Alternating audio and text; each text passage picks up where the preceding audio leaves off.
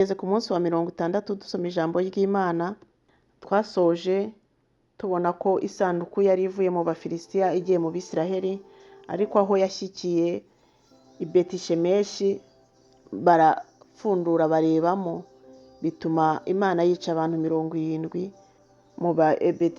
mu baho ngaho i Betishemeshi. Rero turakomeje n'igice cya 7, hasa nk'asoza icyo gice cya 6, haravuga ngo nuko abi Kiriyatiyarimu baraza benda isanduku y'Uwiteka, bayizamukana umusozi, bayishyira mwa Abinadabu, maze bereza umuhungu we Eliyezari kujya arinda isanduku y'Uwiteka. Hepfo yaho hari titire ivuga ngo Uwiteka akiza Abisiraheli amaboko y'Abafilisitiya. Aho isanduku igereye i Kiriyatiyarimu hashize igihe kirekire cy'imyaka 20, ab'inzu ya Isiraheli yose bashaka Uwiteka barira. Maze Samweli abwira inzu ya Isiraheli yose ati, niba mugarukira Uwiteka n'imitima yanyu yose, nimwikuremo imana z'abanyamahanga na Ashitaroti, mutunganirize Uwiteka imitima yanyu, abe ari we mukorera Musa, nawe azabakiza amaboko y'Abafilisitiya. Nuko Abisiraheli baherako bakuraho Babali na Ashitaroti, bakorera Uwiteka Musa.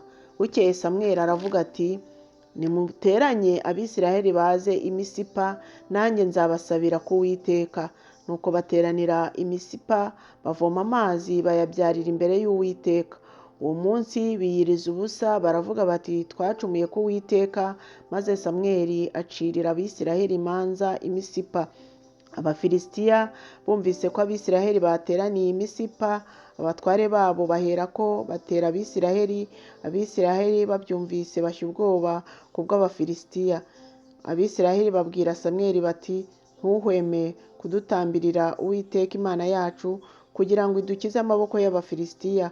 Nuko Samweli yenda umwana w'intama ucyonka, awutambirira Uwiteka aho igitambo cyoswa kitagabanije. Maze Samweli atakambira Abisiraheli ku Uwiteka, Uwiteka aramwumvira. Samweli agitambiye igitambo cyoswa, Abafilisitiya bigira hafi kurwanya Abisiraheli. Uwo munsi Uwiteka ahindira ku Bafilisitiya guhinda gukomeye, arabatatanya, banesherezwa imbere y'Abisiraheli. Abagabo b'Abisiraheli baherako baturumbuka i Misipa, bagerekana Abafilisitiya, babica umugenda, babageza i Betikari. Maze Samweli yenda ibuye arishinga hagati y'Imisipa n'Isheni, arihimba izina Ebenezeri ati, Uwiteka yaratuzahuye kugeza n'ubu. Nuko Abafilisitiya baratsindwa, ntibongera kurenga urugabano rw'Abisiraheli. Mu gihe cya Samweli cyose ukuboko k'Uwiteka kwibasiraga Abafilisitiya, kandi imidugudu y'Abisiraheli yari yaranyazwe n'Abafilisitiya igarurirwa Abisiraheli, uhereye kuri Ekuroni ukageza i Gati n'urugabano rwayo. Abisiraheli barukura mu butware bw'Abafilisitiya, kandi babana amahoro n'Abamori. Nuko Samweli aba umucamanza w'Abisiraheli iminsi yose yo kubaho kwe, kandi uko umwaka utashye yajyaga acuragana i Beteli n'i Gilugali n'i Misipa, acira Abisiraheli imanza muri iyo myanya yose. Akajya asubira iwe i Rama, kuko ariho urugo rwe rwari ruri, agacirayo Abisiraheli imanza, yubakayo igicaniro cy'Uwiteka. Igice cya 8, titire yaho iravuga ngo abantu bisabira umwami. Samweli amaze gusaza, agira abahungu be abacamanza b'Abisiraheli. Imfura ye yitwaga Yoweli, uw'ubuheta yitwaga Abiya. Bari abacamanza b'i Berisheba. Ariko abahungu be ntibagendana ingeso nk'ize, ahubwo bakiyobagiriza gukunda ibintu, bagahongerwa, bagaca urwa kibera. Nuko abakuru b'Abisiraheli bose baherako baraterana, basanga Samweli i Rama. Baramubwira bati, dore uri umusaza kandi abahungu bawe ntibagendana ingeso nk'izawe. None rero utwimikira umwami, ajya aducira imanza nk'ayandi mahanga yose. Ariko iryo jambo ribabaza Samweli ubwo bavugaga bati, uduhe umwami wo kujya aducira imanza. Nuko Samweli abitura Uwiteka. Maze Uwiteka abwira Samweli ati, emerera abo bantu ibyo bagusabye byose, kuko atari wowe banze, ahubwo ni jye banze ngo ntabe umwami wabo. Barakugenza nk'uko bajyaga bangenza muri byose, uhereye umunsi nabakuriye muri Egiputa ukageza ubu. Baranyimuye bakorera izindi mana. Nuko none ubemerere, ariko ubahamirize cyane, ubasobanurire uburyo umwami azabategeka uko azabagenza. Nuko Samweli asobanurira abantu bamusabye umwami amagambo y'Uwiteka yose. Aravuga ati, uku niko umwami uzabategeka azabagenza. Azatora abahungu banyu abatoraniriza gukora iby'amagare ye no kuba abo kugendera ku mafarashi be. Azabagabira abasibanira imbere y'amagare ye, kandi azabatoraniriza kuba abatware b'abantu 1,000 n'ab'abantu 50. Abandi azabagira abahinzi be n'abasaruzi be n'abacuzi b'intwaro zo kurwanisha n'ab'ibyuma by'amagare ye. Kandi azatorera abakobwa banyu gukora imibavu no kuba abatetsi n'abavuzi b'imitsima. Kandi azatora imirima yanyu n'inzabibu zanyu n'imyelayo yanyu, ibiruta ibindi ubwiza abiha abagaragu be. Kandi azabaka amakoro y'igice 1/10 cy'imbuto zanyu n'icy'inzabibu zanyu, ayahe abaturage be n'abagaragu be. Kandi azabanyaga abagaragu banyu n'abaja banyu n'amatungo yanyu n'inyamibwa n'indogobe zanyu, abikoresha imirimo ye. Azenda igice 1/10 cy'amatungo yanyu, kandi muzaba abagaragu be. Maze uwo munsi muzaborozwa n'uwo mwami mwitoranirije, ariko uwo munsi ntacyo Uwiteka azabasubiza. Ariko abantu banga kumvira Samweli, baravuga bati, biramaze, turashaka umwami wo kudutegeka, kugira ngo natwe duse n'andi mahanga yose. Umwami wacu ajya aducira imanza, ajya atujya imbere, aturengere mu ntambara zacu. Nuko Samweli amaze kumva amagambo y'abo bantu yose, abisubiriramo Uwiteka uko bingana. Uwiteka asubiza Samweli ati, bumvire ubimikire umwami. Nuko Samweli abwira Abisiraheli ati, umuntu wese nasubire mu mudugudu w'iwabo. Igice cya 9. Sawuli ashaka indogobe zabo zazimiye.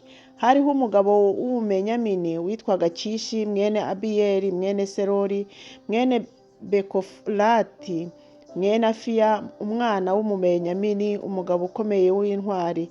Kandi yari afite umuhungu mwiza w'umusore witwaga Sawuli. Nta muntu n'umwe mu Bisiraheli wamurutaga ubwiza, kandi yasumbaga abantu bose bamugeraga ku rutugu. Bukeye indogobe za Kishi se wa Sawuli zirazimira. Kishi abwira umuhungu we Sawuli ati, ubu ngubu ujya jyana umugaragu wacu umwe mujye gushaka indogobe.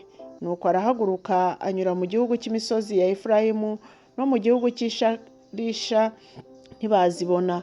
Maze banyura mu gihugu cy'Isharimu, barazibura. Hanyuma mu gihugu cy'Ababenyamini naho ntibazibona. Bukeye bagera mu gihugu cy'Isufi. Sawuli abwira umugaragu bari kumwe ati, hoshi dusubireyo, kugira ngo data atareka guhagarikira indogobe umutima, akaba ari twe awuhagarikira. Nawe aramubwira ati, muri uyu mudugudu harimo umuntu w'Imana, kandi ni umuntu wubahwa.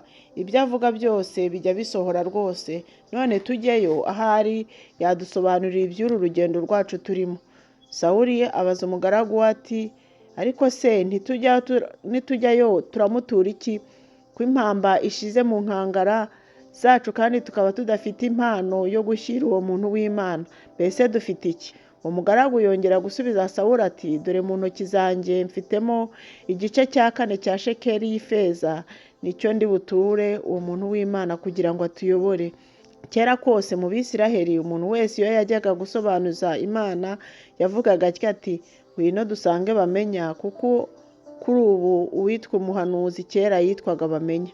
Sawuli abwira umugaragu we ati, uvuze neza, hoshi tugende. Nuko binjira mu mudugudu aho uwo muntu w'Imana yari ari. Bakizamuka mu mudugudu, bahahurira n'abakobwa basohoka bajya kuvoma. Barababaza bati, Bamenya ariyo? Barabasubiza bati, ariyo, dore ari imbere yanyu aho. Wihute, kuko uyu munsi ariho asohoye mu mudugudu. None ubu abantu bagiye gutambira mu rusengero rwo ku Kanunga. Nimugera mu mudugudu, uwo mwanya muramubona atarazamuka ngo ajye kurira ku Kanunga. Abantu ntibabasha kurya ataraza, kuko ari we usabira igitambo umugisha, maze abatowe bakabona kurya. None nimuzamuke muramusangayo nonaha. Baherako bazamuka bajya mu mudugudu, bakinjira muri wo bahurirana na Samweli asohotse ajya ku kanunga. Samweli amenya ko Sawuli ari we Imana yatoranije, kandi umunsi Sawuli arasuka, Uwiteka yari yaraye abihishuriye Samweli, aramubwira ati, ejo nk'amagingo aya nzakoherereza umugabo uturutse mu gihugu cya Benyamini, uzamwimikisha amavuta aba umwami w'ubwoko bwanjye Isiraheli. Niwe uzakiza ubwoko bwanjye amaboko y'Abafilisitiya, kuko maze kureba abantu banjye, kandi gutaka kwabo kwangezeho. Nuko Samweli akirabukwa Sawuli, Uwiteka aramubwira ati, dore nguyu wa muntu nakubwiraga, uyu ni we uzategeka ubwoko bwanjye. Nuko Sawuli yegera Samweli mu irembo ry'umudugudu, aramubwira ati, ndakwinginze nyobora aho inzu ya Bamenya iherereye. Samweli aramusubiza ati, erega nije Bamenya, none njye imbere tujye ku kanunga, kuko uyu munsi muri busangire nanjye, maze ejo mu gitondo nzagusezerera, usobanurire ibiri mu mutima wawe byose. Kandi rero iby'indogobe byo zimaze iminsi itatu zizimiye, ntiziguhagarika umutima, zarabonetse. Mbese iby'igikundiro byose byo muri Isiraheli bibikiwe nde? Si wowe se n'inzu ya so yose? Maze Sawuli aramusubiza ati, mbese sindi Umubenyamini wo mu muryango muto wo mu ya Isiraheli? Kandi se inzu yanjye siyo iri hanyuma y'ayandi mazu yose y'Ababenyamini? Ni iki gitumye umbwira bene ibyo? Samweli aherako ajyana Sawuli n'umugaragu we, abinjiza mu nzu y'abashyitsi, abicaza ku ntebe z'icyubahiro mu basangwa bari nka 30.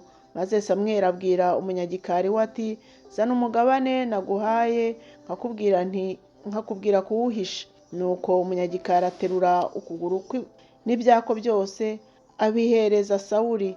Maze Samweli aravuga ati, ngurwo uruhisho rwawe, tereka imbere yawe urye, kuko wabihishiwe bikarindira igihe cyategetswe nkirarika abantu. Nuko uwo munsi Sawuli asangira na Samweli. Bamaze kuva ku kanunga bamanuka mu mudugudu, baherako burira inzu bajya kuganira.